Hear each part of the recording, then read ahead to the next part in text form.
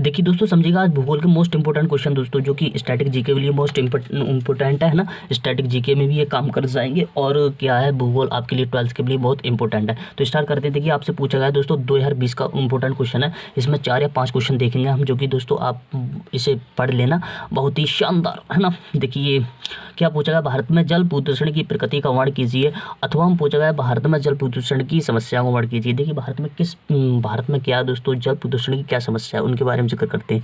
देखिए क्या कह रहा है दोस्तों, भारत में जनसंख्या वृद्धि और औद्योगिकरण वितरण के कारण ही जल के अवैध उपयोग से लगभग 70 जल प्रदूषण से प्रभावित है। 70% ये जल है दोस्तों, ये किससे प्रभावित है, पूछ लेता है दोस्तों। 70% जल किससे प्रदूषण है या प्रभावित है दोस्तों, तो क्या बताओगे, जल के जो गैर उपयोग से है ना, अंधाधुंध जल को बहा रहे हैं, तो ये 70% है ना, याद रखना। 70% इससे क्या है, जल प्रदूषण या प्रदूषण से प्रभावित है, याद रखना। अब देखिए जल में कार्बनिक अकार्बनिक पदार्थ के समेत होने से नहरों, झीलों, तालाबों, नदियों आदि में अवांछनीय पदार्थ, मतलब जो अपशिष्ट पदार्थ होते हैं, इतनी जिनकी जो सांद्रता या इनकी जो वृद्धि बढ़ जाती है, जल में स्वतः ही शुद्धिकरण की क्षमता जल शुद्ध नहीं कर पाती है। यद्यपि जल प्राकृतिक स्रोतों अपरदन, प्राकृतिक स्रोत क्या होते हैं दोस्तों, ये अपरदन, ये प्राकृतिक स्रोत हैं, जैसे भूस्खलन हो गया, जलवायु हो गया, ये सब प्राकृतिक शोधन होते हैं ना।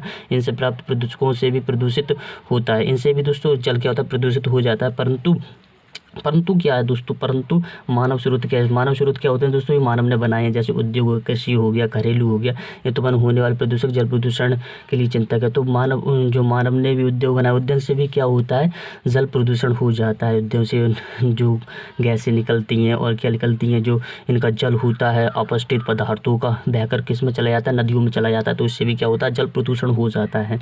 अब भारत में जल प्रदूषण के लिए उद्योग और नगरों के सीवरेज सर्वाधिक महत्वपूर्ण कारण है दोस्तों। इन्हीं के कारण, जैसे उद्योग होगा, नगरों से जो सीवरेज या निकलता है दोस्तों है ना, इनसे क्या हो रहा है, भारत में जो जल प्रदूषण हो रहा है ना, कितने % हो रहा है, तो याद रखिएगा 70% है ना। जल प्रदूषण में अन्य उद्योग, अतिरिक्त चमड़ा हो गया, लुगदी हो गया, कागज का वस्त्र, रासायनिक उद्योग, इसमें दिख रहा है ना। लाइट पे जा रहा हूँ, पहले लाइट ओपन करता हूँ मैं, ठीक। अब थोड़ा सा आया है, तो कहाँ था, यहाँ तक, कागज, वस्त्र, रासायनिक उद्योग की भूमिका है ना। अब भारत में नदियों में सड़कों के किनारे अवस्थित दोस्तों, भारत में आपने देखा होगा नदियों के किनारे, ऐसे आपने देखा वाराणसी क्या नदी किनारे है, गंगा नदी किनारे है, और वाराणसी ये सब कानपुर, तो यहाँ से क्या होता है, जल प्रदूषण बहुत होता है। कानपुर हो गया, दिल्ली हो गया, दिल्ली किस नदी किनारे, तो यमुना नदी किनारे, कानपुर गंगा नदी किनारे, वाराणसी गंगा नदी किनारे, मथुरा यमुना नदी किनारे, आगरा यमुना नदी किनारे है, ठीक है ना। तो इनसे क्या आपने देखा होगा, जो इनके किनारे पर जो दुकान वगैरह लगी होती है, इनसे भी क्या होता है, कचरा वगैरह बहुत होता है, तो जल प्रदूषण हो जाता है, ऐसे याद रखना। आदि में गंगा यमुना नदी प्रदूषण यही सबसे बड़ा कारण है। देश के लगभग 400 प्रथम श्रेणी शहर प्रतिदिन लगभग दोस्तों क्या होता है, जो प्रथम श्रेणी में आते हैं 400 दोस्तों, 400 याद रखिएगा, 400 है ना। 400 क्या है, ये शहर है ना। देश के लगभग 400 प्रथम श्रेणी में 400 ऐसे शहर हैं दोस्तों, प्रतिदिन लगभग कितना, 10 मिलियन दोस्तों लीटर सीवेज उत्पन्न करते हैं, कितने, 10 मिलियन दोस्तों, याद रखना है ना, और 400 शहर है ना, तो ये याद रखिएगा। अब बात आती है, इसमें अधिकांश बिना उपचारित किए नदियों में बहा दिया जाता है ना, और इससे जल पारसी तंत्र पूरी तरह नष्ट हो जाता है दोस्तों। पारसी तंत्र क्या हो जाता है, नष्ट हो जाता है ना, जैव विविधता भी नष्ट हो रही है दोस्तों। इसी कारण भारत की कुछ धार्मिक परंपराएं, मेले, जैसे धार्मिक परंपराएं भारत की पहले से चली आ रही हैं, उसे परंपरागत जैसे मेले हो गया, तीर्थाटन हो गया आदि वे जल प्रदूषण प्रमुख कारण है। आप क्या ना, नदियों किनारे मेले वगैरह लगते हैं, दुकानें लगती हैं, तो उससे क्या हो रहा है, जल प्रदूषण हो रहा है, क्योंकि वहाँ का जो कचरा है ना, उसी में ही पड़ रहा है ना, नदी में है ना। बात है कुछ धार्मिक परंपरा, ये तो हो गया है ना। अब भारत में लगभग 1/4 संचारी रोग जल प्रदूषण से उत्पन्न हो रहे हैं दोस्तों। 1/4 भारत में लगभग 1/4 जो दोस्तों, हम 1/4 की बात करें तो ये रोग ज़्यादातर किससे हो रहे हैं, तो जल प्रदूषण से हो रहे हैं, है ना। अब देखिए दोस्तों, इस क्वेश्चन को जरूर याद कर लेना है ना, आपको मैंने बताया, और इसमें स्टैटिक जीके के लिए बहुत इंपॉर्टेंट है, जो फैक्ट याद कर सकते हो। तो नेक्स्ट क्वेश्चन देखते हैं दोस्तों। दूसरा क्वेश्चन है दोस्तों है ना, पहला क्वेश्चन समझ में आया। अब देखिए दूसरे में क्या पूछा है दोस्तों, दूसरे में क्या पूछा, भारत के महानगरों में, है महानगरों में और गंदी बस्तियों की समस्याओं को लिख कीजिए दोस्तों।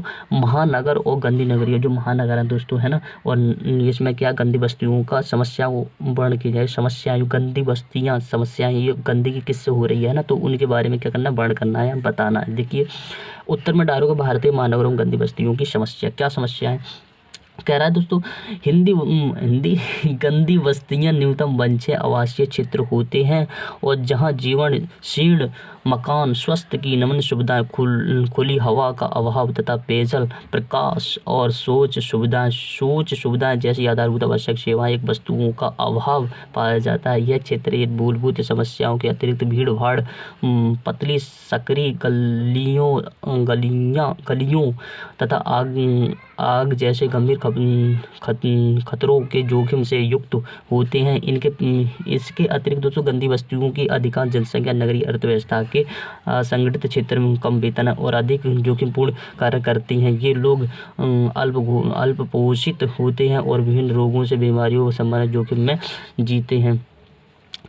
इनके बच्चे उचित शिक्षा से वंचित रहते हैं तथा विभिन्न प्रकार के अपराध, नशे, गुंडावर्दी, पलायन, उदासीनता आदि समस्याओं के कारण ही सामाजिक बहिष्कारों प्रति उन्मुख होते हैं। भारत में मुंबई में स्थित धारवी एशिया विशालतम गंदी बस्ती है दोस्तों।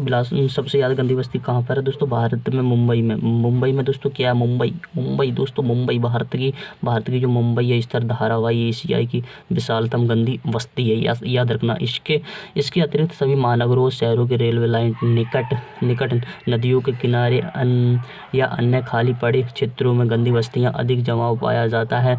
अतः ये बस्तियाँ सभी प्रकार के बहुत ही सामाजिक, आर्थिक, सांस्कृतिक समस्याओं से ग्रस्त हैं दोस्तों, है ना।